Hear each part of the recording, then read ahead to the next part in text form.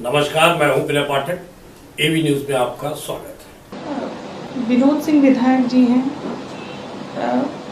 भाजपा से हैं, तो उन्होंने मेरे साथ रेप करने की कोशिश की है। मतलब कई दिन से वो मेरे पीछे कई महीनों से पड़े रहते थे। मुझे कई बार उन्होंने ऑफर किया फ़ोन कर करके, और अपने उनके जो गनर हैं उनके धनंजय यादव, उनसे बुलवाते थे। धनंजय यादव हमेशा मुझसे कहते थे कि अगर आप सर की बात नहीं मानेंगी, नहीं जाएंगी, तो मैं आपकी बेटी का या आपका मैं सामूहिक बलात्कार करवा दूंगा। मेरी बेटी मात्र 10 साल की है, तो उसके कारण मुझे जाना पड़ता था, करना पड़ता था कि एसिड का डर मुझे अपने से ज़्यादा अपनी बेटी के लिए लगता था।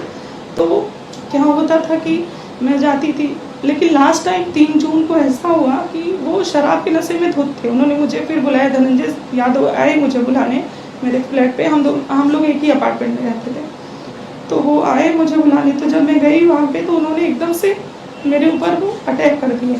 मतलब मेरे प्राइवेट पार्ट को छूने लगे, मेरा कपड़ा फाड़ने लगे, वो करने लगे। मैंने उनको धक्का दिया, मैंने कहा ये सब आप क्यों कर रहे हैं, आप मेरे पिता तुल्य हैं, ये सब आपको शोभा नहीं दे रहा। तो उन्होंने कहा अगर तुम मेरी ऐसी कोई बात नहीं मानोगी तो मैंने बहुत लोगों को ठिकाने लगा दिया है, बहुत लोगों को मैंने ख़त्म कर दिया है। एक कोई पूर्व विधायक भी हैं सुल्तानपुर के, कोई सोनू मोनू सिंह, मैं उनको जानती नहीं हूँ, लेकिन मेरे पास उनका ऑडियो है जो उन्होंने मुझसे कहा है कि मैंने उनको भी रास्ते से हटा दिया है, ख़त्म कर दिया है, तो तुम कुछ नहीं हो। और सबसे बड़ी बात है कि प्रशासन भी उनके साथ मिला है। उनके अपने जीजा डीजी हैं आलोक कुमार सिंह, और मृत्युंजय सिंह इस समय है सर्विलांस प्रभारी महाराजगंज के, वो मेरी लोकेशन निकाल निकाल के इनको देते थे।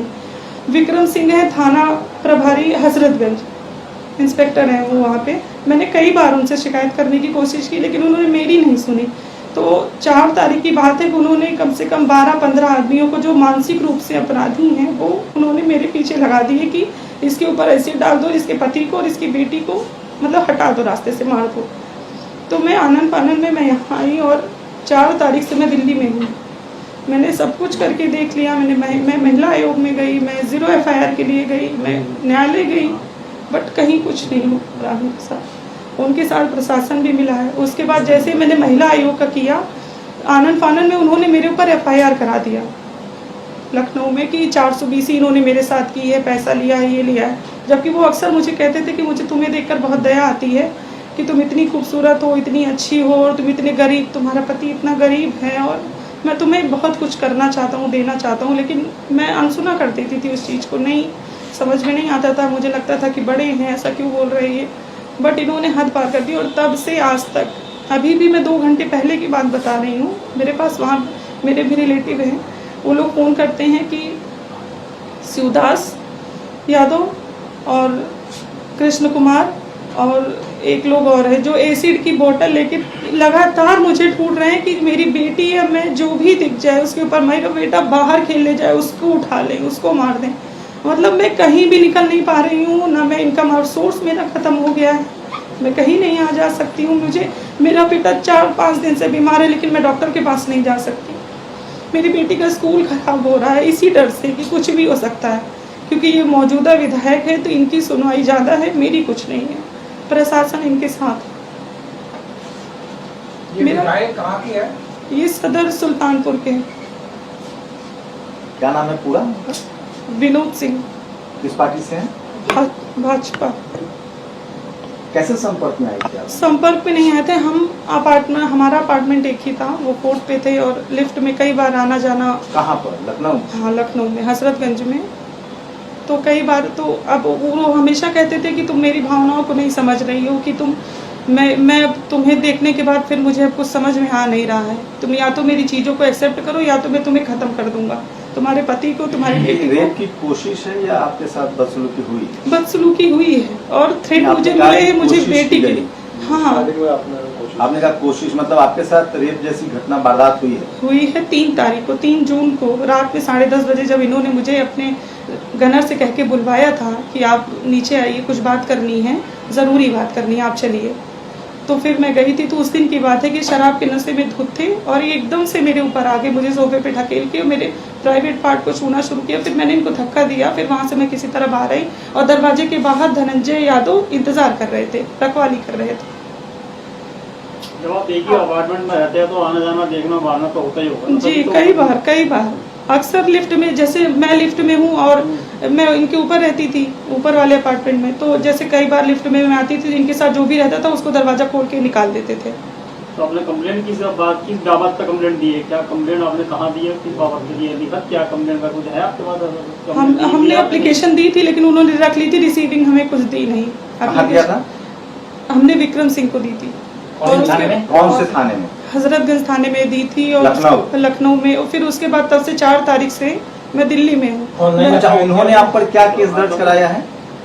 420 का कुछ कराया हुआ है। कोई ट्रांजैक्शन है आपका पैसे का, मोबाइल से या बैंक अकाउंट? कुछ नहीं, कुछ भी नहीं। कभी आपने उनसे मदद? उन्होंने अप्रोच किया था मुझे कि तुम जितना कहो मैं उतना तुम्हें दे दूं, लेकिन मैंने कभी अभी तक कोई बैंक का ट्रांजैक्शन नहीं? कभी नहीं, 1 रुपए का भी नहीं, क्योंकि मैं ऐसी महिला नहीं हूँ कि अगर कोई विधायक है या कोई मंत्री है, कुछ भी है, कोई बैंक का ट्रांजैक्शन कुछ भी नहीं, 1 पैसे का नहीं, नहीं। आपके पति क्या करते हैं? ऐसे ही बिजनेसमैन हैं और थोड़ा इधर उधर का करते हैं, बहुत ज्यादा वैसा नहीं है कुछ। तभी तो उनको मेरे ऊपर दया आती थी मुझे देख के।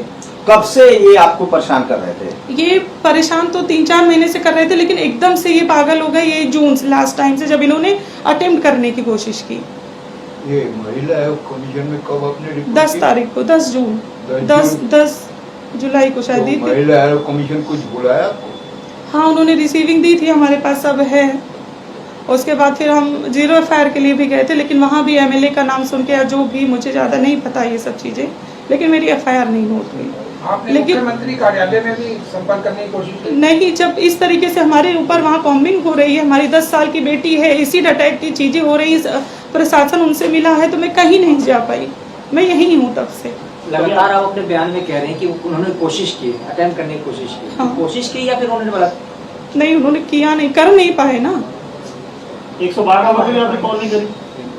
सीएम रूप में कोई कॉल 3 तारीख की जो बात मैं आपको बता रही हूँ, तो जब मैंने अपने परिवार वालों से कहा तो उन्होंने कहा इस चीज़ को बढ़ाओ मत, क्योंकि वो लोकल यहाँ के विधायक हैं, और देखो तुम्हारी इज्जत है, तुम 2 बच्चों की माँ और तुम बेटी भी है तुम्हारी, तो इस चीज़ को बढ़ाओ मत। जैसे क्या होता है ना कि औरतों को इन सब चीज़ों के लिए पहले परिवार वाले दबाते हैं, तो हमारे भी परिवार वाले, ससुराल वाले, मैके वाले सब कहे। आपके साथ व्यभिचार की कोशिश हुई है? उन्होंने कोशिश की? अरे वो करते भी, अगर मैं थोड़ा सा हिंट देती या वो कर पाते, और उसके बाद भी लगातार वो मुझे, मेरी कॉम्बिंग लगातार 10-12 लोगों से करवा रहे हैं कि इसको किसी भी तरह उठवा लो। ये जगह कौन सा उनका आवास था? इंडिविजुअल आवास? हाँ, घर था जहाँ आपके साथ हाँ, की हुई है? हाँ। कौन कौन था उस समय? कुछ बाहर जिनको आपने देखा आवास? धनंजय यादव, उनके गनर जो हैं वो भी थे उस समय, लेकिन उनको इन्होंने डांट के बाहर कर दिया कि तुम बाहर जाओ, बाहर बैठो। तो बहुत से लोग, पूरा अपार्टमेंट होता है। 10 बजे, 10:30 बजे रात में आदमी सो रहा होता है, कौन बाहर खड़ा रहेगा? तो 4 जुलाई से आप और आपके पति, बच्चे सब यहाँ पे है। हमारा सब कुछ खत्म हो गया, इनकम ऑफ सोर्स खत्म हो गया, हमारी बेटी का स्कूल, सब कुछ जिंदगी इसने बर्बाद कर दी है। उस घटना के बाद फिर से कोशिश हुई है, कोई बातचीत हुई उस तरह? उसके बाद लगातार मेरी कॉम्बिंग हो रही है। हमारे भी वहाँ पे कई लोग हैं, जानने वाले रिश्तेदार हैं, या हमारे भी कुछ लोग ऐसे हैं जो हमें बता रहे हैं कि इतने लोग हैं। हमारे पास पूरी लिस्ट है जितने लोग हैं, उसमें कुछ इमिलिया के भी हैं, कुछ जौनपुर के हैं, सब मानसिक रूप से अपराधी। इस वारदात के बाद आपने एप्लीकेशन दिया थाने में, ये जो आप कह रहे हैं? हाँ। कितने तारीख को जो एप्लीकेशन दिया? इस वारदात के बाद जब हमने खाली कर दिया ये अपार्टमेंट, हमने अपने परिवार को बताया, तो हमने अपार्टमेंट हमको खाली करने की सलाह हमारे परिवार वालों ने दी। किराए पर थी आप? हाँ, किराए पे थे हम। फिर किराए पे गोमती नगर में चले गए।